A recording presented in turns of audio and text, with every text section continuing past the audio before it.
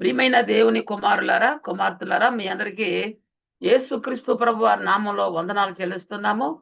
మన అందరి ఆత్మల కన్న తండ్రైన దేవునికి స్తుతులు, స్తోత్రములు చెల్లిస్తూ ఉన్నాము. దేవుని కుమారులారా, ప్రతి సోమవారం మనం బైబిల్ గ్రంథంలో క్రీస్తు ధర్మశాస్త్రం ఎక్కడుంది అనే అంశముని గురించి మాట్లాడుకుంటూ వస్తూ ఉన్నాం. ఈరోజు దాని వెంట ప్రవేశపెట్టబడినటువంటి శ్రేష్టమైన నిరీక్షణ అనే పాఠం మూడో భాగాన్ని మనం నేర్చుకుని ఈ అంశాన్ని ఈ రోజుతో పాటు మనం పూర్తి చేసుకుందాం. చాలా మంది బైబిల్ గ్రంథములో క్రీస్తు ధర్మశాస్త్రం ఎక్కడుంది అనేది స్పష్టంగా తెలుసుకొనలేకపోతూ ఉన్నారు. కనుక బైబిల్ గ్రంథంలో ఉన్న గ్రంథాలను గురించి, మోసే ధర్మశాస్త్రం గురించి, క్రీస్తు ధర్మశాస్త్రం గురించి చాలా స్పష్టంగా ఈ అంశంలో మనం నేర్చుకోవడం జరిగింది. ఈరోజు మనము ఈ అంశమును గురించి చాలా జాగ్రత్తగా పరిశీలించవలసిన అవసరం ఉంది. ఎందుకంటే దాని వెంట ప్రవేశపెట్టబడిన శ్రేష్టమైన నిరీక్షణ ధర్మశాస్త్రం కొట్టివేయబడిన తర్వాత దాని వెంట పెట్టబడినటువంటి క్రొత్త నిబంధన గురించి చెప్తున్నారు. ఆ శ్రేష్టమైన నిరీక్షణ ఎలా ఉంటుంది అనేది, ఎలా మనం విశ్వసించాలి, ఎలా పొందుకోవాలి అనేది మనం ఈ అంశంలో మాట్లాడుకుంటూ వస్తున్నాం, నేర్చుకుంటూ వస్తున్నాం. బైబిల్ గ్రంథంలో క్రీస్తు ధర్మశాస్త్రం ఎక్కడుంది అంటే చాలా మంది మత్తయి సువార్త దగ్గర నుంచి ప్రారంభిస్తున్నారు. పెద్దవాళ్ళు బాగా. అది యేసుక్రీస్తు ఈ లోకానికి వచ్చిన కాలంలో ధర్మశాస్త్రం అమల్లో ఉంది అనే సంగతి మీరు గుర్తుంచుకోవాలి. ధర్మశాస్త్రం అమల్లో ఉన్నటువంటి కాలంలో రాయబడినటువంటి 4 సువార్తలు కూడా యూదుల పరమై ఉన్నాయి. ఆ సువార్త యూదులకు మాత్రమే చెప్పబడింది. మరి కొత్త నిబంధన ఎక్కడి నుంచి ప్రారంభము అంటే అపోస్తుల కార్యముల దగ్గర నుండి ప్రారంభించబడుతుందని యేసుక్రీస్తు చెప్పేశాడు. నేను వెళ్ళిన తర్వాత తండ్రి యొద్ద నుంచి పరిశుద్ధాత్మని ఏదో పంపుతాను, ఆయన వచ్చి నా వాటిలో నువ్వు తీసుకొని మీకు బోధిస్తాడు అని. రక్షణ గురించి, తీర్పును గురించి, మిమ్మల్ని ఒప్పింపజేస్తాడు అని కూడా చెప్పడం జరిగింది. ఈ శ్రేష్టమైన నిరీక్షణ గురించి ఈ అంశమంతా మనం మాట్లాడుకుంటున్నాం. ఈ 9వ పాఠమంతా అదే. అయితే ఇప్పటికి కూడా చాలా మందికి ఈ క్రీస్తు ధర్మశాస్త్రం అంటే అర్థం కాని పరిస్థితి, అయోమయం పరిస్థితిలో ఉన్నారు వాళ్ళు. క్రొత్త నిబంధనను విన్నా కానీ క్రీస్తు ధర్మశాస్త్రాన్ని వినలేదండి అనేవాళ్ళు నేను చూశాను. మరి ఎక్కడుంది క్రీస్తు ధర్మశాస్త్రం అంటే అపోస్తుల కార్యముల దగ్గర నుంచి, పరిశుద్ధాత్ముడు వచ్చిన దగ్గర నుంచి ప్రారంభించబడి రాయబడినటువంటి పత్రికలు అంటే అపోస్తుల ద్వారా ప్రకటింపజేసినటువంటి ఈ సువార్త అంతా ఏదైతే ఉందో అది క్రొత్త నిబంధన, క్రీస్తు ధర్మశాస్త్రము. ఇది దీన్ని ఎలా మనం పొందుకోవాలి అనే సిస్టమ్ కూడా మనకి దేవుడు చెప్పాడు. యేసుక్రీస్తు దగ్గరకు వచ్చేసరికి విశ్వాసము ద్వారా కృప చేతనే ఉచితముగా నీతిమంతులుగా తీర్చబడుతున్నాము. చాలా జాగ్రత్తగా మనం గమనించాలి. యేసుక్రీస్తు దగ్గరికి మనం వచ్చేసరికి విశ్వాసము నమ్మటం ద్వారా, అదే శ్రేష్టమైన నిరీక్షణ అన్నాడు అక్కడ. విశ్వాసము ద్వారా కృప చేతనే ఉచితముగానే నీతిమంతులుగా తీర్చబడుతున్నాము. మనం కష్టపడవలసిన పని లేదు, ఖర్చు పెట్టవలసిన పని కూడా లేదు. ద్వారా నీతిమంతులుగా తీర్చబడిన తర్వాత మరలా మనం వెనక్కి తిరిగే అవకాశము ఉంది కాబట్టే ఈ వాక్యాన్ని ఇంతవరకు మనం నేర్చుకోవడం జరిగింది. ఏమని? మొదటి నిబంధనలో శిక్ష ఉంది, తీర్పు ఉంది. రెండో నిబంధన కొత్త నిబంధనలో కూడా తీర్పు ఉంది. ఇంకేంటి అని చెప్పి అడిగే వాళ్ళకి సమాధానం ముందట క్లాసులో చెప్పాం. ఇక్కడ మొదటి నిబంధన అంటే ధర్మశాస్త్రం దగ్గర ఏ వ్యక్తి నీతిమంతులుగా తీర్చబడలేకపోయాడు. అది బలహీనమైంది. పాపం అంటే ఏంటో తెలియపరిచే స్థితి ఉంది గాని, పాపమును తీసివేసే శక్తి ధర్మశాస్త్రానికి లేదు. మరి కొత్త నిబంధనకొచ్చేసరికి ఇక్కడ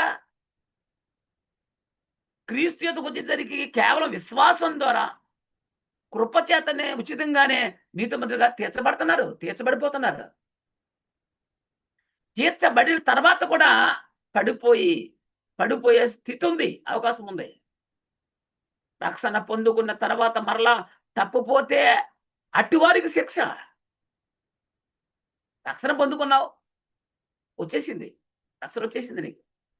మరలా తప్పిపోయావు, మరి అలాంటి వారికి శిక్ష. ఈ శిక్షకు మాత్రం క్షమాపణ లేదు. అది రోమపత్రిక 3వ అధ్యాయము 26 నుంచి 28వ వచనం వరకు చదువుకుందాం. క్రీస్తు యేసు రక్తమునందలి విశ్వాసము ద్వారా ఆయనను కరుణాధారముగా బయలుపరచెను. దేవుడెప్పటి కాలమందు తన నీతిని కనపరుచు నిమిత్తము తాను నీతిమంతుడను యేసునందు విశ్వాసము గలవారని నీతిమంతుడిగా బడునై ఉండుటకు ఆయన అలాగు చేసెను. ఎలాగు చేసెను చూసారా? నీతిమంతుడైన క్రీస్తు నందు విశ్వాసము గలవానిని నీతిమంతునిగా తీర్చువాడునై ఉండుటకు ఆయన అలాగును చేసెను. కాబట్టి అతిశయ కారణం ఎక్కడా? అది కొట్టివేయబడెను. ఎట్టి న్యాయమును బట్టి అది కొట్టివేయబడెను. చూడండి, ఎట్టి న్యాయమును బట్టి అది కొట్టివేయబడెను. క్రియా న్యాయమును బట్టియా కాదు, విశ్వాస న్యాయమును బట్టియే. చూడండి, విశ్వాస న్యాయమును బట్టియే అంటాడు. కాగా ధర్మశాస్త్ర సంబంధమైన క్రియలు లేకుండా విశ్వాసం వలనే మనుషులు నీతిమంతులుగా తీర్చబడుచున్నారని ఎంచుచున్నాము. విశ్వాసము చూసారా? కొత్త నిబంధన వచ్చింది కాబట్టి దాని ద్వారా నీతిమంతులుగా తీర్చబడుతూ ఉన్నామా అంటే ఖచ్చితంగా నీతిమంతులుగా తీర్చబడుతున్నాము. అయినప్పటికీ కూడా మరలా తిరిగి పాపములో పడిపోయే పరిస్థితి ఉంది కాబట్టే అలా మరలా వెనక్కి వెళ్ళిన వాడికి తీర్పు ఉంటుంది, శిక్ష ఉంటుంది. మరలా పడిపోయే అవకాశం ఉంది కాబట్టి చెప్తున్నాడు. పడిపోకుండా ఉంటే నీతిమంతులుగా ఉండిపోతావు. హెబ్రీ పత్రిక 6వ అధ్యాయం 4వ వచనం. హెబ్రీ పత్రిక 6:4. ఒక్కసారి వెలిగించబడి, చూడండి, ఒక్కసారి అంటే నువ్వు క్రీస్తుని తెలుసుకున్నావు, వెలిగించబడిపోయావు, రక్షణ వచ్చేసింది. పరలోక సంబంధమైన వరమును రుచి చూచి పరిశుద్ధాత్మలో పాలువారై అన్నాడు. ఇవన్నీ అనుభవించిన తర్వాత మరలా బుద్ధిపూర్వకంగా పాపం చేస్తే ఆ పాపానికి క్షమాపణ లేదు. అది తీర్పు. కొత్త నిబంధన దగ్గరకు వచ్చే వారికి శిక్షించడం లేదు, కానీ నీతిమంతుడిగా తీర్చబడిన తర్వాత మరలా తప్పిపోయిన వారికి మాత్రమే శిక్ష విధించే అవకాశం ఉంది. వచ్చిన వారిని శిక్షించడం కాదు, వచ్చి నీతిమంతుడిగా తీర్చబడిపోయి మరలా తప్పిపోతే, మరలా పాపం చేస్తే అలాంటి వారిని మాత్రమే శిక్షించబడతారు. రక్షింపబడిన వారి యొద్దకు సాతానుగాడు వస్తాడు. లోకంలో ఉన్న వాళ్ళందరూ అదే పరిస్థితిలో, అదే స్థితిలో ఉన్నారు. దేవుని సంకల్పాన్ని ఎరుగక అంతా ఎవరో చూసినా తప్పుడు బోధలే. ఈ మధ్య నేను వింటున్నటువంటి సంగతులు చూస్తూ ఉంటే నాకే ఆశ్చర్యం వేస్తుంది. వాళ్ళకి సంఘాలు ఉన్నాయి, వందలాది మంది, వేలాది మంది విశ్వాసులు ఉన్నారు, కానీ బోధ మాత్రం తప్పుడు బోధ చేస్తున్నారు. వీళ్ళకి మరణము గురించి తెలీదు, దేవుడు త్రిత్వమా, ఏకత్వమా, అనేకత్వమా తెలీదు. ఏమండి, చనిపోయిన వాళ్ళు ఎక్కడి నుంచి లెగుతారో తెలీదు, తీర్పు అంటే తెలీదు. చాలా దారుణంగా ఉన్నారండి పరిస్థితి. రక్షింపబడిన వారి యొద్దకు సాతానుగాడు వస్తాడు, మనలను చాలా సులువుగా సిక్కులు పెడతాడు. చాలా ఈజీగా సిక్కులు పెట్టడం మన దగ్గర కాడు వస్తాడు. ఇది చిన్నదే కదా! ఇదేది? ఇది చిన్నదే కదా!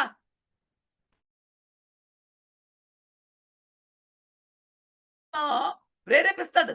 ఎవరు చూడట్లేదు. ఇది చిన్న విషయం కదా! చెయ్యి. నీ కొరకు తీర్చుకో. అనేలాగా పర్వాలేదు. చెయ్యి అనేలాగా అనే విధంగా మనను ప్రేరేపిస్తాడు. అది. ఎవరిని? రక్షణ పొందుకుని నీతిమంతుడుగా తీర్చబడిపోయినటువంటి వ్యక్తిని కూడా చాలా ఈజీగా పర్వాలేదండి. ఏముంది? చిన్నదే కదా! ఇంత మాత్రాన నువ్వు ఏం పోదు. చెయ్యి అని అక్కడ ప్రేరేపిస్తాడు. అప్పుడు మరలా మనతో వాడు పాపం చేయిస్తాడు. వదిలేసావు పాపాన్ని. ఆత్మ సంబంధమైన సంగతులు తెలుసుకున్నావు. రుచి చూచావు. అలాంటి నిన్ను పడగొట్టడానికి మరల యొద్దకొచ్చి చాలా ఈజీగా చిక్కుల్లో పెట్టేస్తాను నేను. అలాంటి వారికే శిక్ష. అంతేగాని ఊరికనే శిక్ష కాదు. ధర్మశాస్త్రం ఏ ఒక్కరిని నీతిమంతులుగా తీర్చబడలేకపోయింది. మరి కొత్త నిబంధన క్రీస్తు న్యాయపట్టం ఏం చేసింది? క్రీస్తు ధర్మశాస్త్రం ఏం చేసింది? క్రీస్తు యొద్దకు వచ్చిన ప్రతి వారిని విశ్వాసం ద్వారా, కృప ద్వారా నీతిమంతులుగా తీరుస్తుంది. అది. దీన్నే వాత వేయబడిన మనస్సాక్షి అంటారు. ఏది? తెలిసింది కూడా పాపం చేస్తే మరలా. ఫిలిప్పీయులకు రాసిన పత్రిక 2:12. ఫిలిప్పీయులకు రాసిన పత్రిక 2:12. కాగా నా ప్రియులారా మీరెల్లప్పుడూను అంటే కొంతకాలం కాదు, ఎల్లప్పుడూను విధేయులై ఉన్న ప్రకారము నా ఎదుట ఉన్నప్పుడు మాత్రమే కాక. ఎందుకు పౌలు గారు రాశారండి ఈ మాటలు? చాలా అద్భుతం కదా! ఈ నేటి సంఘాల్లో ఉన్నాయి ఇవి. అయ్యగారు ఉన్నప్పుడు, మందిరంలో కూర్చున్నప్పుడు చాలా వినయంగా ఉంటారండి. మందిరం దాటి వెళ్ళాక మరల మామూలే. కుక్క తోక వంకరలాగా ఉంటది వీళ్ళ పరిస్థితి. వీళ్ళ విశ్వాస జీవితం. అయ్యగారి ముందున్నప్పుడే భయం. అయ్యగారి ముందున్నప్పుడు అయ్యగారి వల్ల ఏమో కాదు. ఇక్కడ దేవుడు చూడండి ఏమన్నాడో. అగా నా ప్రియులారా మీరు ఎల్లప్పుడూ విధేయులై ఉన్న ప్రకారము నా ఎదుట ఉన్నప్పుడు మాత్రమే కాదు, మరి ఎక్కువగా నా యొద్ద ఎలా అయితే ఉన్నారో దానికంటే ఎక్కువగా నేను మీతో లేని ఈ కాలమందును భయముతోనూ వణుకుతోనూ మీ సొంత రక్షణ కొనసాగించుకోండి. అంటే సొంత రక్షణ పోగొట్టుకునే అవకాశం ఉంది కాబట్టే కదా ఈ మాట రాశాడు ఆయన. కొనసాగించమంటున్నాడు. కొనసాగించకుండా చేసేవాడు ఉన్నాడు. ఏమండి? పడగొడతాడు వాడు.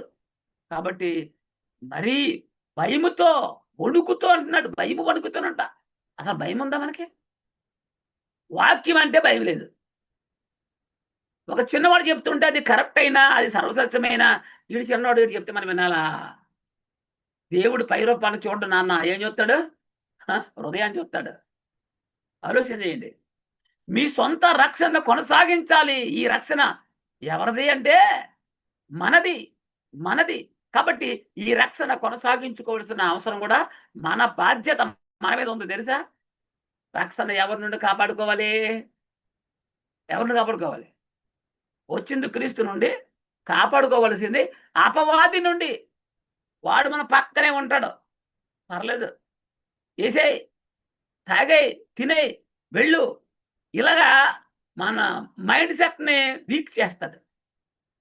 వాడు పక్కనే ఉంటాడు. ఎవరిని మింగుదునా అని ఏం చేస్తాడు? గర్జించు సింహం వలె వెతుకుతూ తిరుగులాడుతున్నాడంట. వెతుకుతున్నాడంట. ఎవరిని? నీతిమంతుల్ని. ఎతకవలసిన పనేంటి? ఎక్కడ చూసినా సంఘాలే. ఎక్కడ చూసినా సభలు జరుగుతున్నాయి. ఎతకవలసిన పనేంటి చెప్పండి?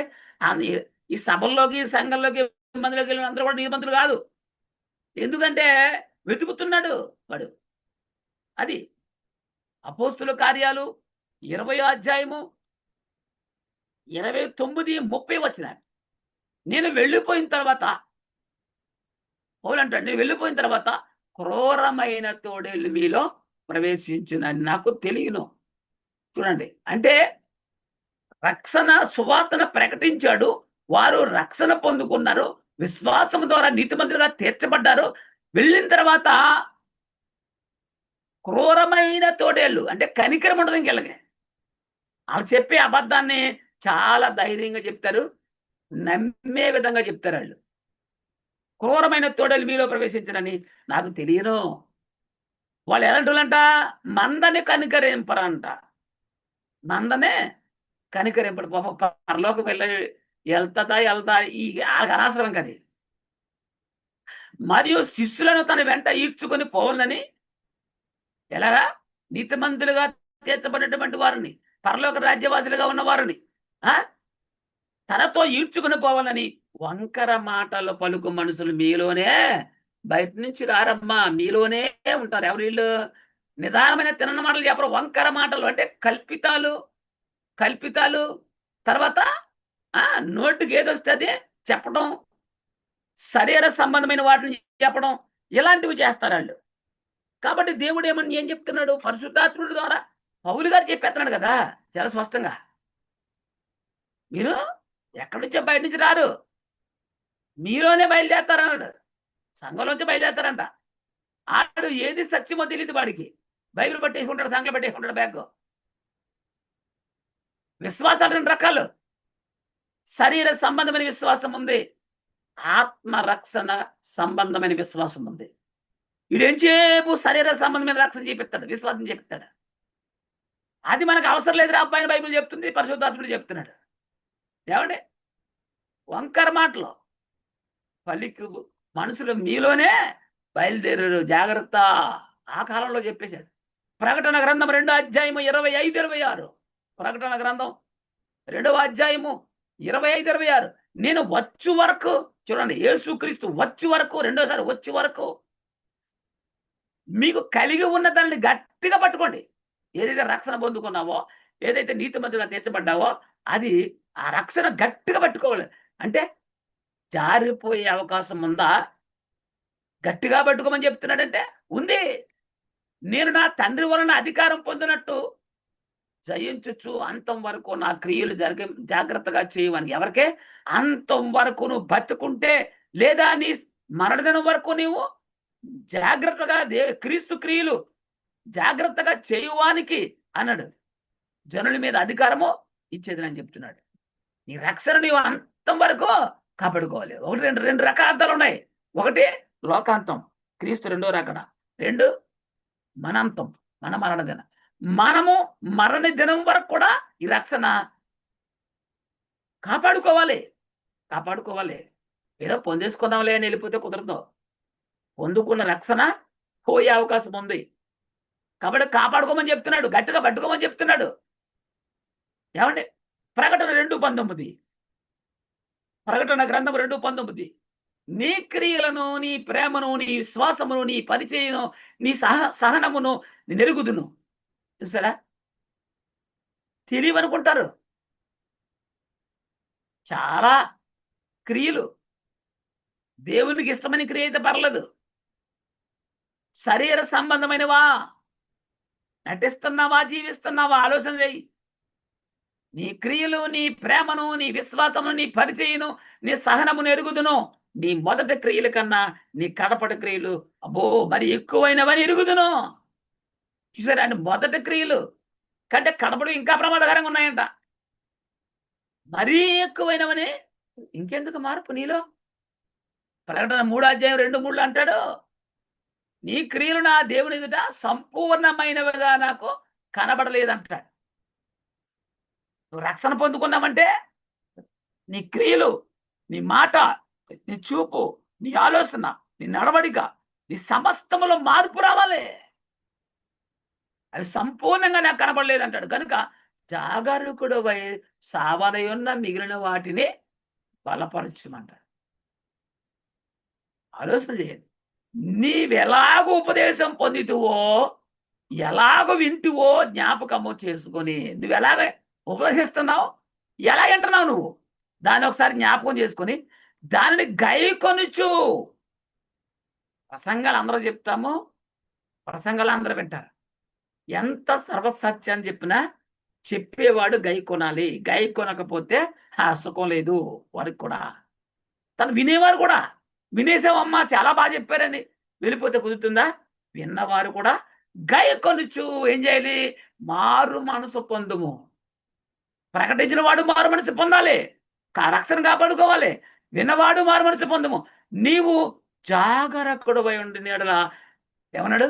జాగరకుడవై ఉండిన యెడల నేను దొంగ వలె వచ్చేదను, ఏ గడియను నీ మీదకి వచ్చేదనో నీకు తెలియనే తెలియదు. యేసు ప్రభువారు 2000 సంవత్సరాల నుంచి వస్తా అని చెప్తున్నాడు. ఏమి రాలేదు కదండి. ఏమొస్తాడు అని నీకిష్టం వచ్చినట్టు నువ్వు జీవించకూడదు. దేవునికి ఇష్టం వచ్చినట్టు బతకాలి మనం ఈ భూమి మీద. తెలుసా? నీకు ఇష్టం వచ్చినట్టు నువ్వు బతికినా నీకు దేవుడిచ్చిన ఆయుష్కాలం అయిపోయాక దేవుడు పిలిచేస్తే వెళ్ళిపోవాలి తప్పదు. అంటే పొందుకున్న రక్షణ పొందుకున్న వారికి తెలియడం లేదు. అసలు ఆ రక్షణ విలువ తెలియట్లేదు. పొందుకున్న రక్షణ పొందుకున్న వారికి తెలియట్లేదు రక్షణ విలువ. దాని విలువ ఏమిటనేది మనం ఆలోచించాలి. ఎప్పుడైనా ఆలోచించావా? నువ్వు పొందుకున్న రక్షణ విలువ అమూల్యమైన విలువ. ఆ రక్షణకు ఉందని విలువ తెలియట్లేదండి. నువ్వు పొందుకున్న రక్షణకు అమూల్యమైన వెలకట్టలేని ఇంతని చెప్పలేనంత వెల ఉంది అని నీకు తెలుసా? 1 పేతురు గ్రంథం 1వ అధ్యాయం 18వ వచనం. 1 పేతురు 1వ అధ్యాయం 18వ వచనం. పితృపారంపర్యమైన మీ వ్యర్థ ప్రవక్తను విడిచిపెట్టినట్లుగా వెండి బంగారముల వంటి క్షయ వస్తువుల చేత మీరు విమోచింపబడలేదు గాని అన్నాడు. అంటే అమూల్యమైనది క్రీస్తు రక్తము చేత. ఇది మనం గమనించాలి. అసలు దాని విలువ నీకు తెలుసా? నువ్వు పొందుకున్న విలువ నీకు తెలుసా? బంగారం విలువ తెలుసు నీకు. పట్టు చీర విలువ తెలుసు. ఇంకా ఏం చేస్తావు? బంగారాన్ని పట్టు చీరను పట్టుకెళ్ళి ఎక్కడ పెడతావు? నగలనే బీరువాలో దాస్తావు. మరి నువ్వు పొందుకున్న రక్షణ విలువ తెలిస్తేనే కదా దాన్ని కాపాడుకుంటావు. నాకు తెలిసి ఈ విలువ చాలా మందికి తెలియట్లేదండి. మనం బీరువాలో ఏ వస్తువులు పెడతామో చెప్పండి? ఏవి పెడతారు? తుడుచుకునే చీపురుని, ఏమండి వేస్ట్ ఎత్తుకునేటువంటి చాటల్ని బీరువాలో పెడతామా? అంతెందుకు కాళ్ళు కేసుకుంటే చెప్పులు కూడా బీరువాలో పెట్టం కదా. అవి 4000 బీరువాలో పెట్టం, బయటే పెడతాం. మరి బీరువాలో విలువైన వస్తువులు పెడతామని తెలుసు. మరి నువ్వు పొందుకున్న రక్షణ విలువేంటి తెలిస్తేనే కదా. విలువైన బంగారము, డబ్బు, వెండి వంటి వస్తువులు మాత్రమే నువ్వు బీరువాలో లాకర్లో పెడుతున్నావు. మరలా బీరువాలో దొంగలు వస్తారని చెప్పి బ్యాంక్ లాకర్లో పెట్టేస్తున్నారు. ఏమండి జీవిత కాలంలో ఎంతో కష్టపడి వాటి కోసం ఎదురు చూసుకుంటాం. ఏది ఆ బంగారం వస్తువు కొనాలంటే జీవితకాలం అంతా ఆశ, ఓ సంకల్పం ప్రకారంగా కష్టపడి పోగేసుకుని కొంటాం కాబట్టి విలువ తెలుసు కాబట్టి వాటిని లాకర్లో దాచేస్తాం. అవి పోతే దాచుకున్నవి పోతే ఎంత చాలా బాధపడిపోతాం కదా. ఎందుకంటే విలువ తెలుసు కదా. నేను కష్టపడి కొన్నానండి, తిండి మాని పొదుపు చేసి కొనుక్కున్నానని చెప్తావు. ఎందుకు? విలువ తెలుసు కాబట్టి. మరి ఇది రక్షణ విషయంలో నీకు ఆ విలువ తెలుసా? నీకు తెలిస్తే అలా ఉండరు. అసలు మనం పొందుకున్న రక్షణ విలువ ఏంటో మనకు తెలుసా? నీకు తెలుసా? నీకు దాని విలువ తెలిస్తే దానిని ఎంత జాగ్రత్తగా కాపాడుకోవాలో నీకు తెలుస్తుంది. అదే లేదు ఇప్పుడు క్రైస్తవుల దగ్గర. అదే లేదు. చాలా చర్చ్ డిబేట్లు జరిగిపోతున్నాయి కదా ఇప్పుడు క్రైస్తవుల మీద. బిజినెస్ మళ్ళీ ఎక్కువైపోయాడు. ఇందులో బిజినెస్ మళ్ళీ ఎక్కువైపోయాడు. డబ్బు సంపాదన కోసం ఇతర క్యాస్ట్లో వాళ్ళు వచ్చేసి దీన్ని వ్యాపారమయంగా మార్చేశారట. నేను అంటున్న మాటలు కాదు, ఛానల్ వచ్చేస్తున్నాయి. ఇది నువ్వు కష్టపడితే వచ్చిందా అంటే వాక్యం లేదని చెప్తుంది. ఇది నీవు కష్టపడితే వచ్చింది కాదు. ఇది అందుకే దీన్ని చాలా సులకనగా నువ్వు చూస్తున్నావు. కష్టపడితే తెలుస్తుంది. రూపాయి రూపాయి రూపాయి పొదుపు చేసి దాచుకొని పోగేసుకుంటే తెలుస్తుంది. మరి ఇది నువ్వు కష్టపడి సంపాదించలేదు కదా, ఊరికినే వచ్చింది. యేసుక్రీస్తు నందు విశ్వాసం ద్వారా కృప ద్వారా ఉచితంగా డబ్బులు చెల్లించాల్సిన అవసరం లేదు. నువ్వు కష్టపడాల్సిన అవసరం కూడా లేకుండా ఉచితంగా ఇచ్చేశాడు దేవుడు. అందుకే ఈ రక్షణ గురించి నీకు ఆ రక్షణ విలువ నీకు తెలియట్లేదు. చాలా మందికి ఇదే సులకనగా చూస్తున్నారండి. నీవు కష్టపడి సంపాదిస్తే దాని విలువ నీకు తెలుస్తుంది కాబట్టి వాటిని బీరువాలో లాకర్లో దాచుకుంటున్నావు. నీవు కష్టపడి సంపాదించిన క్షయమైన వస్తువులు దాచుకోవడానికి ఎంత శ్రద్ధ చూపుతున్నామండి. అంతెందుకు ఒక్క 4000 పెట్టి షూ కొనుక్కున్నా, జోడు కొనుక్కున్నా ఏం చేస్తామండి? ఇంటికి రాగానే చెప్పుల స్టాండ్లో పైన పెట్టి దాచేస్తాం దాన్ని, కుక్కలు పట్టుకుపోతాయని చెప్పేసి.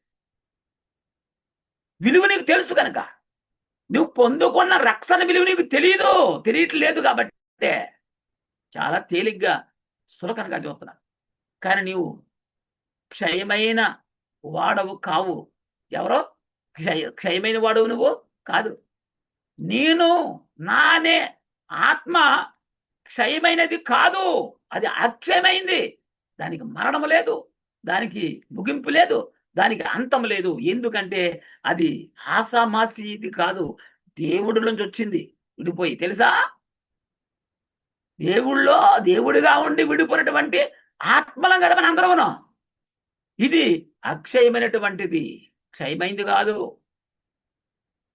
దేవుడు అక్షయుడు. మనం కూడా ఎవరం? క్షయులుమా? అక్షయులుమా? ఎవరు మనం? దేవుడు అక్షయుడు. మనం కూడా అక్షయులమై ఉన్నామండి. మనం కూడా దేవుళ్ళం. మనం రక్షణ పొందితే నీ స్థితి మారిపోతుంది తెలుసా? పాపలోకంలో పాపిగా ఉన్న నీవు ఈ ఈ శ్రేష్టమైన నిరీక్షణ ద్వారా నువ్వు కడగబడిపోయి పాప విమోచన వచ్చేస్తుంది. పరిశుద్ధపరచబడిపోతున్నావు. దేవుని కుమారుడుగా దైవ కుమారత్వం వచ్చేస్తుంది. పరలోక పౌరుషత్వం వచ్చేస్తుంది. నీకు పరలోకంలో దేవుని దూతల పరిచర్య చేస్తా తెలుసా నీకు? దేవునికి పరిచర్య చేసేటువంటి దేవదూతలు రేపు నీకు కూడా పరిచర్య చేయడానికి సిద్ధంగా ఉన్నారు అని తెలుసా నీకు? ఆలోచన చేయండి. దేవుడు అక్షయుడు. మనం కూడా అక్షయులమే. మనం రక్షణ పొందితే నీ స్థితి మారుతుంది. పరలోక పౌరస్థితి పొందుకుంటాము. దేవుని ఇంటి వారముగా, దేవుని రాజ్యవాసులుగా మారిపోతున్నాం తెలుసా? ఈ స్థితి, ఈ విలువ నీకు తెలిస్తే ఈ రక్షణ గ్యారంటీగా పడుకుంటావు. అందుకే సాతానుగాడు అనేకమైన శాన్లు వచ్చేస్తున్నాయి క్రైస్తవుల మీదకి. మతపరంగా రకరకాల పరంగా వచ్చేస్తున్నాయి. మనము పొందుకున్న రక్షణ గొప్పది అని గుర్తించగలిగితే మనం వెనక్కి వెళ్ళం. అది గుర్తించలేకపోతున్నాం కాబట్టే కొంతకాలం వెంటాడి ఊరికినే వదిలేస్తున్నాం అంతే. మరలా పాపలో పోతున్నారు వీళ్ళు. ఏముండదు కదా ఉన్నారు. ఏముండదా? ఎవరు చెప్పారు ఏముండదని? అలా రెండో మారు పడిపోయినాడికి మరలా నూతన పరచడం అసంభవం అని చెప్పేశాడు. యేసుక్రీస్తు శిలువలో పొంది రక్తం కాచినటువంటి రక్తం ద్వారా ఒక్కసారి పాపి క్షమించబడి కడగబడతాడు. రెండోసారి పాపం చేస్తే మరలా యేసుక్రీస్తు రక్తంలో కడగబడే అవకాశం లేదు. ఇంకా దానికి ఇక బలేదు. ఇంకా ఒకసారికే ఉంది క్రీస్తు రక్తం. రక్షణ పొందుకున్న వారికి శిక్ష కాదు, రక్షణ పోగొట్టుకున్న వారికి శిక్ష. కొత్త నిబంధనలో శిక్ష ఉందంటే ఉంది, అద్దుకుందాయే. రక్షణ పొందుకున్న వారికి శిక్ష కాదు, పొందుకున్న రక్షణ పోగొట్టుకుంటే వారికి శిక్ష. 1 కొరింథీ 9:27. 1 కొరింథీ 9:27.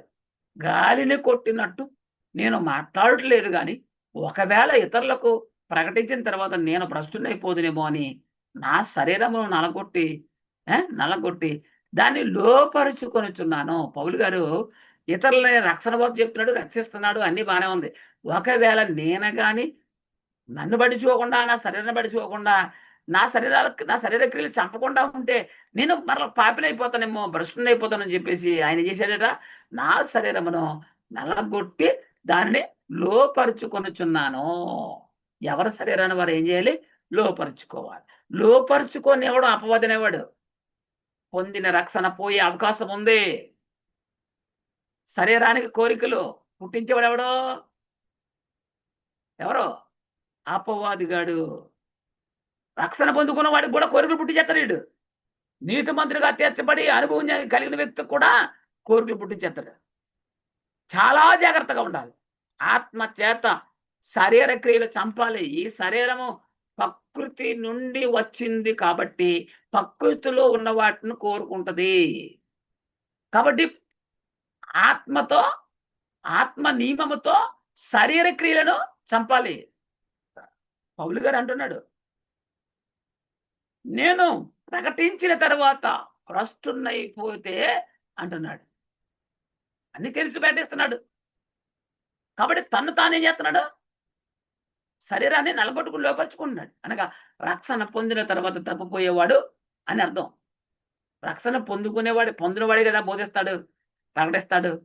అలా ప్రకటిస్తూ పోతూ తను బట్టి కూడా మానేస్తే భ్రష్టునైపోతానేమో అని తన శరీరాన్ని నలగొట్టుకుని లోపరుచుకున్నాను అని చెప్పేసి పౌలు గారు చెప్పడం జరిగింది. రక్షణ పొందాడు, అనేక మందికి బోధిస్తున్నాడు. ఈయన రక్షణ పోతుందని మాట్లాడుతున్నాడు. రక్షణ పొందుకున్నాడు, అనేక మందికి రక్షణ బోధిస్తున్నాడు, రక్షణ గురించి బోధిస్తున్నాడు. అయినప్పుడు కూడా పోతుంది అని మాట్లాడుతున్నాడు. అంటే పోయే అవకాశం ఉంది కాబట్టి. యాకోబు గారు రాసిన పత్రిక 4వ అధ్యాయం. యాకోబు గారు రాసిన పత్రిక 4వ అధ్యాయం. మొదటి నుండి 4వ వచనం వరకు. మీలో యుద్ధములను, పోరాటములను దేని నుండి కలుగుచున్నవి. నిజమేనండి. చాలా అద్భుతమైన మాట కదా! ఈనాడు ఇజ్రాయెల్ గాని, ఇరాన్ గాని, లేక అమెరికా గాని ఇయన్నీ యుద్ధాలు చేస్తున్నాయి. ఎందుకు చేస్తున్నాయి? నేను గొప్ప, నేను గొప్ప, నా దేవుడు గొప్ప, నా దేవుడు గొప్ప అని ఈళ్ళు చూపిస్తున్నారండి. మీలో యుద్ధములను, పోరాటములు దేని నుండి కలుగుచున్నవి? మీ అవయవములలో పోరాడు మీ బగచ నుండే కదా! అన్నాడు. నిజమే. మీ ఆలోచన విధానం, మీ తలంపులు ఇవన్నీ. మీరు ఆశిస్తున్నారు గానీ మీకు దొరకట్లేదు.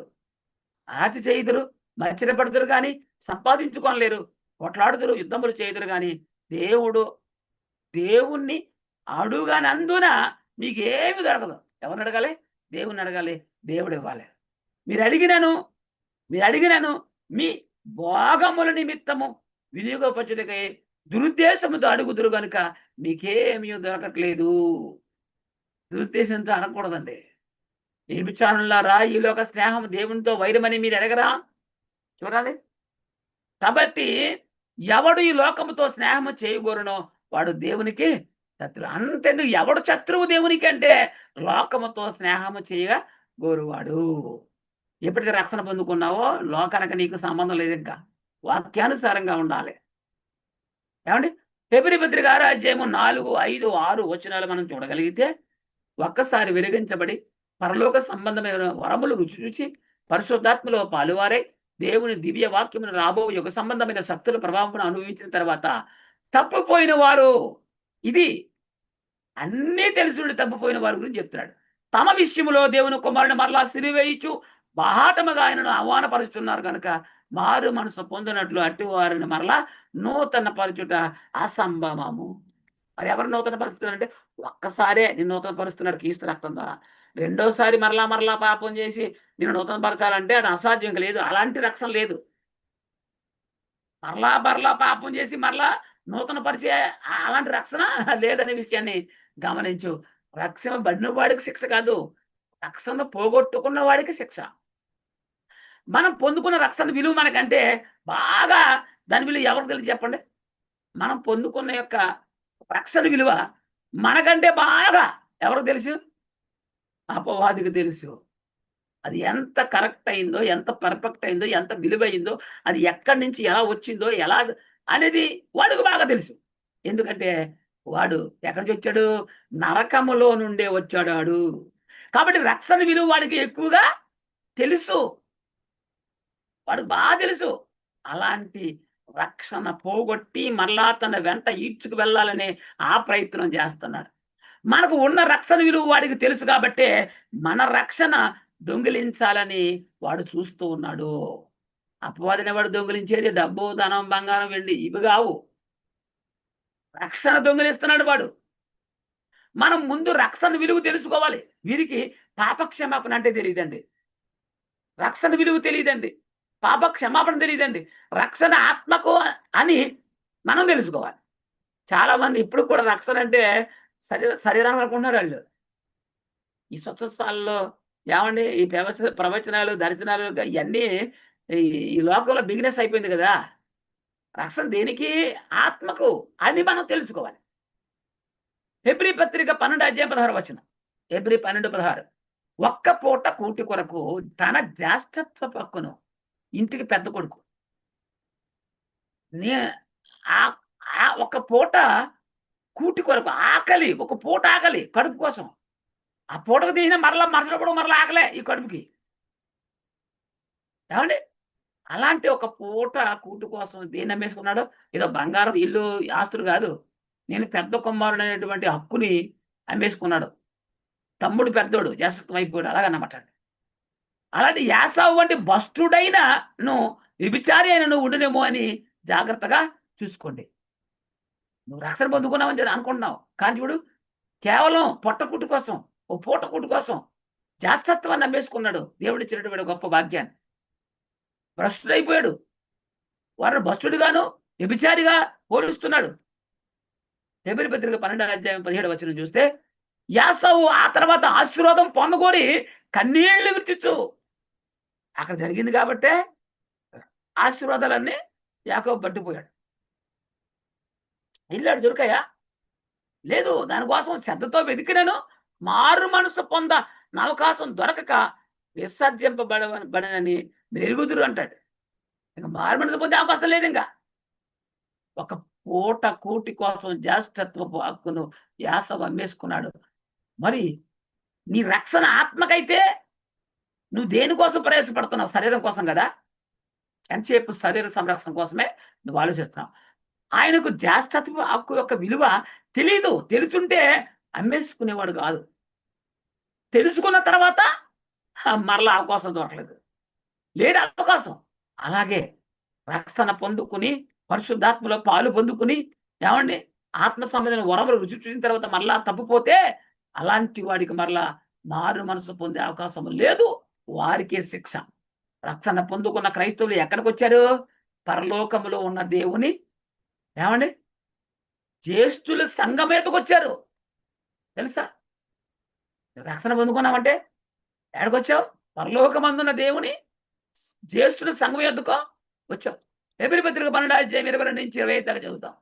హెబ్రీ పత్రిక 12 అధ్యాయము 22 నుంచి 23 వరకు చదువుకుందాం. ఏమన్నాడు ఇక్కడ? ఇప్పుడైతే సియోనును కొండకును జీవం గల దేవుని పట్టణమునకును అనగా పరలోకపు యెరూషలేమునకును వేవేల కొలది దేవదూతల యొద్దకును పరలోకమందు రాయబడిన జ్యేష్ఠుల సంఘమునకును వారి మహోత్సవమునకును అందరి న్యాయాధిపతి అయిన దేవుని యొద్దకును సంపూర్ణ సిద్ధి పొందిన నీతిమంతుల ఆత్మ యొద్దకును ఎంత అద్భుతమండి. కొత్త నిబంధనకు మధ్యవర్తి అయిన యేసునందుకును హేబేలు కంటే మరీ శ్రేష్టముగా పలుకు ప్రోక్షణ చూడండి ప్రోక్షణ రక్తమునకును మీరు వచ్చి ఉన్నారు. ఆసమాసి కాదు. రక్షణ పొందుకున్నావంటే నీ బాప్తిసం తీసుకున్నావంటే నీకు స్థితి మారిపోతుంది. పరలోకమందున్న జ్యేష్ఠుల సంఘం ఎదుకొచ్చావు నువ్వు. కొత్త నిబంధనకు మధ్యవర్తిని యేసునొద్దకును హేబేలు కంటే మరి శ్రేష్టముగా పలుకు ప్రోక్షణ రక్తమునకు మీరు వచ్చి ఉన్నారు. మీకు బుద్ధి చెప్పుచున్న వారిని నిరాకరింపకున్నట్లు చూచుకొనుడి. చూడండి, బుద్ధి చెప్పుచున్న వారిని నిరాకరించినట్టు చూసుకోండి. నిరాకరింపకున్నట్టు చూసుకోండి. చూసుకొనుడి. వారు భూమి మీద నుండి బుద్ధి చెప్పిన వారిని నిరాకరించినప్పుడు తప్పించుకొనకపోయిన యెడల పరలోకం నుండి బుద్ధి చెప్పుచున్న వారిని విసర్జించు మనము తప్పించుకొనకపోవటం మరి నిశ్చయము కదా అంటాడు. ప్రకటించే వారిని నిరాకరించిన వారు విషయాన్ని ఇప్పుడు మనం మాట్లాడుకున్న సంగతులన్నీ ఎక్కడవే? క్రీస్తు ధర్మశాస్త్రంలోనివే. క్రీస్తు ధర్మశాస్త్రంలోనే మనం కొత్త నిబంధనల గురించి మాట్లాడుతున్నాం. ఇవి వాళ్ళకి అర్థం కాదు. ప్రకటించే వారిని నిరాకరించే వారు గురించి చెప్తున్నాడు. రక్షణ పొందుకున్న వారికి వారు ఎక్కడికి వచ్చారో వీరికి తెలియడం లేదు. మీరు సొంత రక్షణ మీరు కొనసాగించాలి. రక్షణ అనేది నీవు కొనసాగించుకోవాల్సిన అవసరం ఉంది అనే విషయాన్ని కూడా నువ్వు గుర్తుంచుకోవాలి. రక్షణ పొందే అవకాశం, దానిని కాపాడుకునే అవకాశం దేవుని చేతిలో లేదు. పొందే అవకాశము, దాన్ని కొనసాగించే అవకాశం కూడా, కాపాడుకునే అవకాశం కూడా మన చేతిలోనే ఉంది. మన చేతిలో ఉంది. కుమ్మరివాడు మట్టితో చేసే కుండ చేస్తున్నప్పుడు లోపం ఉంటే చాలా జాగ్రత్తగా ఉంది. లోపం ఉంటే అనగా దానికి చేస్తున్నప్పుడు పాత్ర కన్నం పడినా ఎలాంటి వెలుతురున్నా వంకర్లున్నా ఏం చేస్తాడు?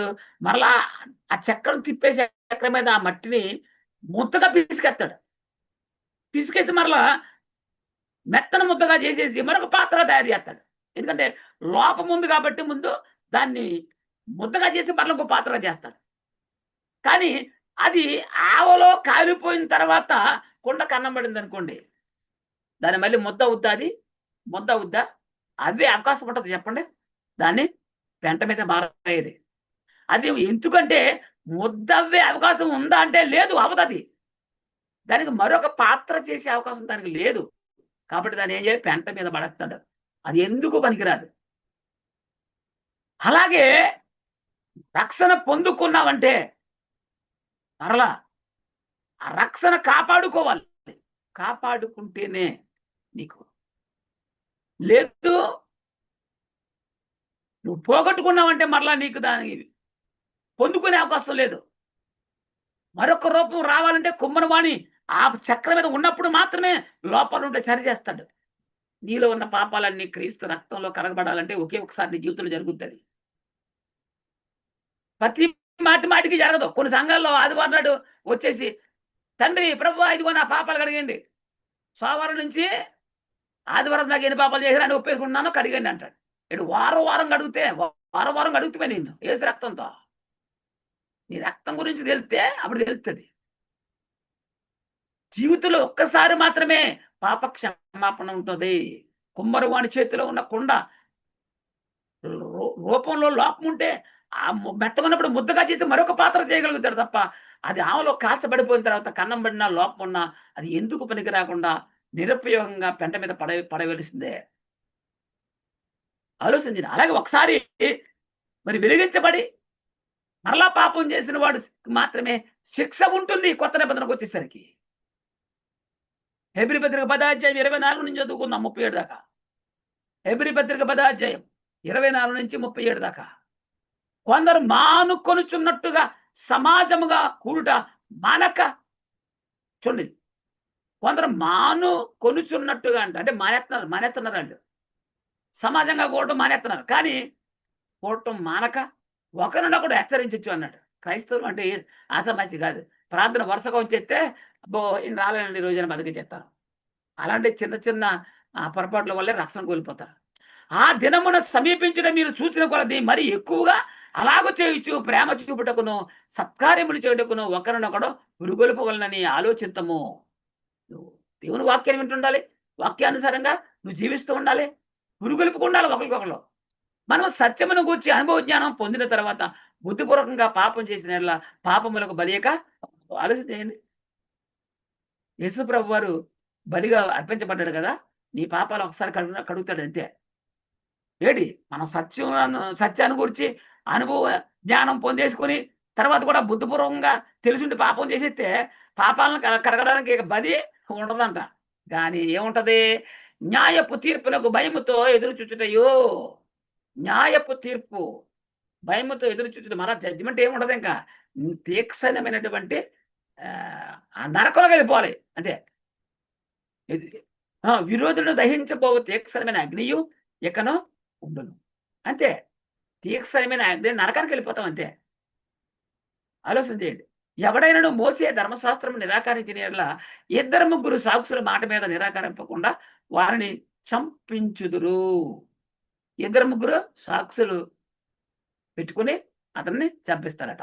ఇటుగా దేవుని కుమారుని పాదములతో తొక్కి, చూడండి, దేవుని కుమారుని పాదములతో తొక్కి తాను పరిశుద్ధపరచబడ్డకు సాధనమైన నిబంధన రక్తమును అపవిత్రమైనదిగా ఇచ్చి కృపకు మూలమగు ఆత్మను తిరస్కరించిన వాడు ఎంత ఎక్కువైన దండనకు పాత్రుడుగా ఎంచబడినని మీకు తోచును. ఇది 29వ వచనం అర్థమైతే తప్పుపారో పాపం చేయరు. కానీ ఏముందండి యేసు ప్రభు కరుణమయుడు, ప్రేమమయుడు. ఎన్నిసార్లు పాపం చేసినా, జీవితకాలం పాపం చేసినా ఆయన కరుణిస్తూ ఉంటాడు, రక్షిస్తూ ఉంటాడు, పాపాలు కడిగిస్తూ ఉంటాడు రక్తంతో. అంత అమాయకుడు అనుకుంటున్నారు వీళ్ళు. ఏమండి? నువ్వు పాపంతో దొక్కేసి ఆయన్ని ఏమండి? తాను పరిశుద్ధపరచబడుటకు సాధారణమైన నిబంధన రక్తాన్ని అపవిత్రంగా ఏం చేసి కృపకు మూలమైనటువంటి ఆత్మను సువార్తను తిరస్కరించేసి నువ్వు ఎంత ఎక్కువైన దండనకు పాత్రుడుగా ఎంచబడినాను నీకు తోచును అంటాడు. పగ తీర్చుడు నా పని, నేను ప్రతిఫలం ఇత్తుననియు మరియు ప్రభువు తన ప్రజలకు తీర్పు తీర్చును అనియు చెప్పిన వానిని ఎరుగుదుము కదా. ఇది పగ తీర్చుకుంటా నా పని అన్నాడండి. ఇది మర్చిపోతున్నారు. యేసుక్రీస్తు ప్రేమామయుడు, దయామయుడు, కృపామయుడు, జాలిగల మనసాయింది. ఎన్నిసార్లు పాపం చేసినా చూస్తూనే ఉంటాడు. రక్తం మనకి కాచేస్తూనే ఉంటాడు. మనం కడిగేసుకుంటూనే ఉంటాం. ఎవరు చెప్పాడు ఇదంతా? తప్పుడు బోధ, మోసపడుతు మరణకరమైన బోధలు చెప్తారు వీళ్ళు. ప్రభుత్వకు వచ్చాయి, ఆదివారం వచ్చాయి, కానుకేసాయి, రక్తంలో కడిగేస్తాడు కీర్తనేను. మరలా సోమవారం మరలా పాపాలు చేసేయి, మరలా ఆదివారం దాకా పాపం చేసి మరలా వచ్చేసి ఒప్పేసుకో, మరలా నీ పాపాలు కడిగేస్తాడు. ఇలాంటి సిస్టం చాలా సంఘాల్లో ఉన్నాయి తెలుసా? చేసిన పాపాలు మళ్ళీ అయ్యగారు చెప్తారు. ఏది భూని ఎత్తుకు వెళ్ళి అక్కడ ఒప్పుకుంటారు. ఇది వారం ఒప్పుకోండి, వారం కడిగేస్తున్నాడు వీళ్ళకి. ఎంత అమాయకత్వం అండి! ఎలా తయారయ్యారంటే భయము లేదు, భక్తి లేదు, రక్షణ విలువ తెలియక, క్రీస్తు బలియాగం విలువ తెలియక ఇంత దారుణంగా తయారైపోయిన క్రైస్తవ బోధకులు, విశ్వాసులు కూడా అంతే. ఇక కాలం బహు కొంచెముగా ఉంది. వచ్చుచున్నవాడు ఆలస్యం చేయక ఆలస్యం చేయకొచ్చును. చూడండి, ఇక కాలం బహు కొంచెముగా ఉంది అన్నాడు. ఇది రాస్తే 2000 సంవత్సరాలు అయిపోతుంది కదా, ఏది అంటారు చాలా మంది. ఎందుకంటే ఈ లోకం పాపంలో మునిగిపోతుంది. ఇంకా మారతారేమో దేవుడు చూస్తున్నాడండి. కొలస్సి 2:18-19 అతి వినయాసక్తుడై దేవదూత ఆరాధన యందు ఇచ్చగలిగి తాను చూసిన వాటిని గూర్చి గొప్పగా చెప్పుకొనొచ్చు తన శరీర సంబంధమైన మనసు వలన ఊరక ఉప్పొంగుచు. ఏమండి, శరీర సంబంధమైన మనసు వలన ఊరక ఉప్పొంగుచు శిరస్సును హత్తుకొనని వాడెవడనో మీ బహుమానమును అపహరింపకుండానీయుడి. ఆ శిరస్సు మూలముగా సర్వ శరీరము కీళ్ళు చేతనో నరముల చేతనో పోషింపబడి అతుకబడినదై దేవుని వలన కలుగు వృద్ధిలో అభివృద్ధి పొందుచున్నది అంటాడు. అంటే సంఘానికి శిరస్సు ఎవరు? యేసుక్రీస్తు. ఆ శిరస్సును హత్తుకొనని వాడెవడనో, ప్రభువుని ప్రేమించిన వాడు హత్తుకొనిన వాడు ఎవరు? మీ బహుమానమును అపహరింపనీయకుడు. ఎవడవాడు? అపవాది. అపవాది అనేవాడు వెలుగుదూత వేషం వేశాడు. వాడు పరిచారకులు, నీతి పరిచారకులు వేషం వేసుకున్నారు. ఎందుకంటే వీళ్ళు సంఘాల్లో రక్షణ పొందుకున్న వారు మోసం చేయడం వీరి పని. శిరస్సును అత్తుకుని వాడు ఎవడు? ఏమండి, శిరస్సును అత్తుకుని వాడే కావాలని అంటాడు. వాక్యము సరైనదై ఉండాలి. వాక్యము సరైన ఇది ఇక్కడ లోపం అదే. సాతాను గాడు ఎల్లో బైబిల్ పట్టుకెళ్ళి చూడడానికి అందంగా తయారయ్యి, చూడడానికి మంచి టిప్ టాప్గా ఉండాలి అని ఇలాంటి వాళ్ళని తయారు చేస్తున్నాడు. వాక్యం సరైందై ఉండాలి, సావాసం సరైనదై ఉండాలి. అప్పుడు నీవు విన్న వాక్యం, నీలో ఉన్న వాక్యము కార్యసిద్ధి కాజేస్తుంది. మీ అయ్యగారి గురించి తెలియాలి, నీకు తెలుసా? మంచోడా కాదా? ఏం పనులు చేస్తాడు? చెప్పే వాక్యం కరెక్టా కాదా? బైబిల్ ఉన్నది చెప్తున్నాడా, బయటకు చెప్తున్నాడా? ఆలోచన చేయండి. వాక్యం ఆత్మ సంబంధమైన సంగతులు సరి చూపించేటువంటి వాక్యం చెప్పేటువంటి బోధకులు, నిజమైన బోధకులు మనకు కావాలి. అది అలాంటి వాక్యమే నీ హృదయంలో ఏం చేస్తుంది? కార్యసిద్ధి కలగజేస్తుంది. అంతకంటే దాని వెంట వచ్చిన నిరీక్షణ ద్వారా రక్షణ పొందగలమా అంటే పొందగలం. ఏది? ధర్మశాస్త్రం కొట్టేసిన తర్వాత దాని వెంటనే శ్రేష్టమైన నిరీక్షణ వచ్చేసింది. దాని ద్వారా మనము రక్షణ పొందుకుంటున్నాము. పొందుకున్న రక్షణ మరలా పోగొట్టుకునే అవకాశం ఉంది అని లేఖనాలు మనకు చాలా స్పష్టంగా తెలియపరుస్తున్నాయి.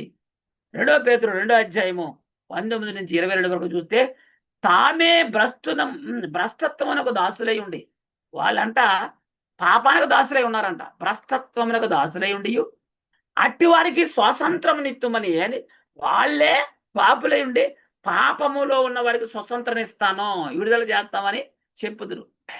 ఒకడు దేని వలన చేయబడినో దానికి దాసులగును కదా అన్న. నిజమే కదా మరి? అది రక్షణ, సువార్త లేక పాపమా? అది వారు ప్రభువుని రక్షకుడునైన యేసుక్రీస్తు విషయమైన అనుభవ జ్ఞానము చేత ఈ లోక మాలిన్యమును తప్పించుకున్న తర్వాత మరలా వాటిలో చిక్కుబడి వాటి చేత జయింపబడిన ఎడల వారి కడవరి స్థితి మొదటి స్థితి కంటే మరి చెడ్డదగును. ఏది? ఆ పాపమాల్యాన్ని విలువించుకుని రక్షణ పొందుకున్నావు, మరలా పాపం తిరిగి చేసావు అనుకోండి, ఆ మొదటి స్థితి కంటే కడవరి స్థితి చెడ్డదన్నాడు. వారు నీతి మార్గమును అనుభవపూర్వకంగా తెలుసుకొని నీతి మార్గం తెలుసుకున్నారు, అనుభవపూర్వకంగా తెలుసుకున్నారు.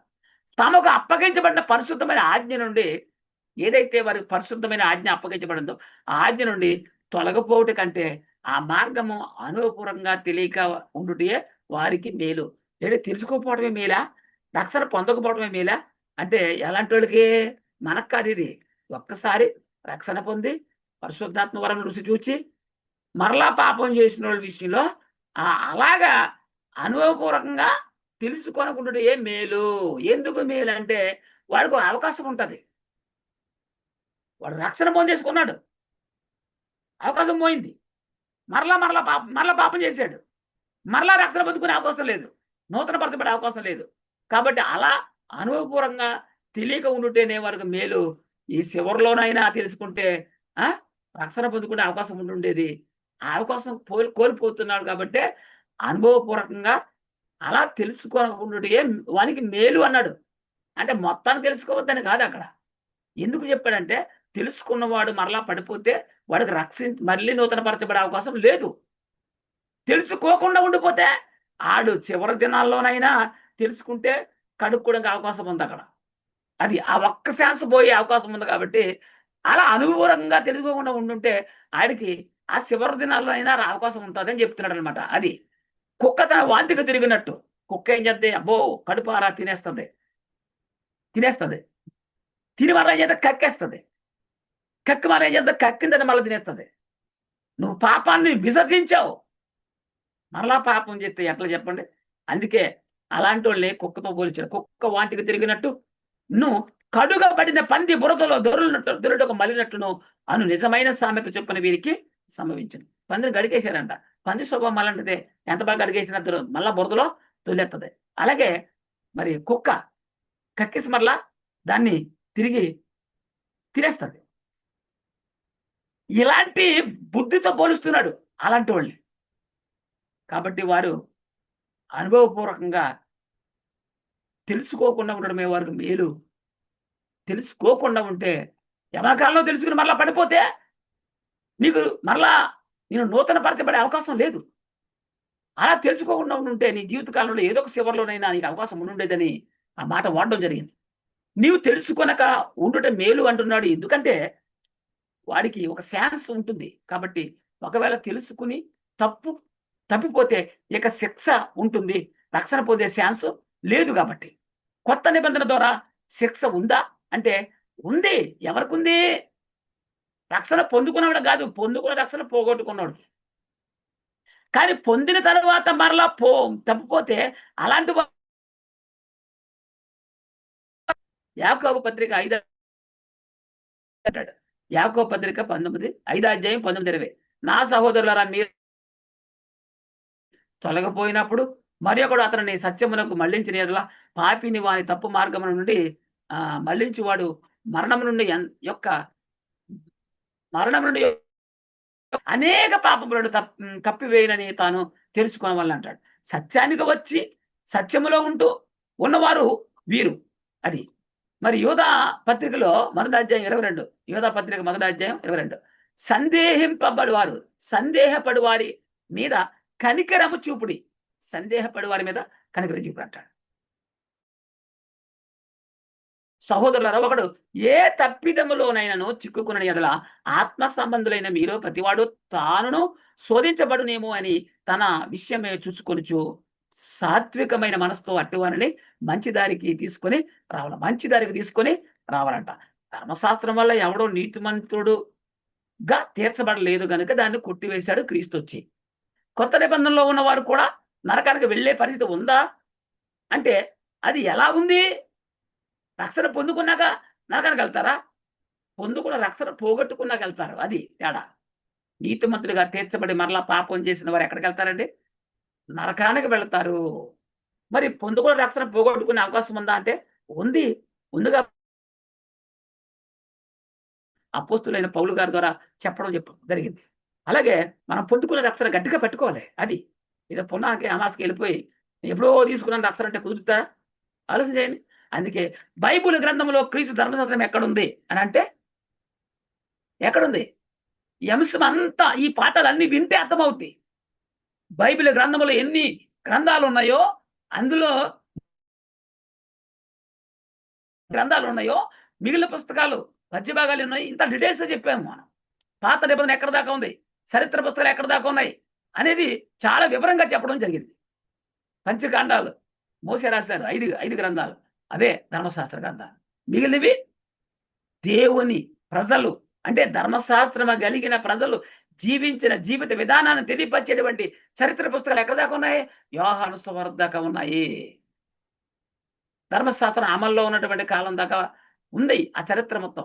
ఇవన్నీ చరిత్ర పుస్తకాలు. మరి కొట్టివేయబడిన తర్వాత క్రైస్తవులకు కొత్త చట్టం వచ్చింది. దాన్నే కొత్త నిబంధన క్రీస్తు న్యాయపీఠము అని చెప్తున్నాం, క్రీస్తు ధర్మశాస్త్రం అని చెప్తున్నాం.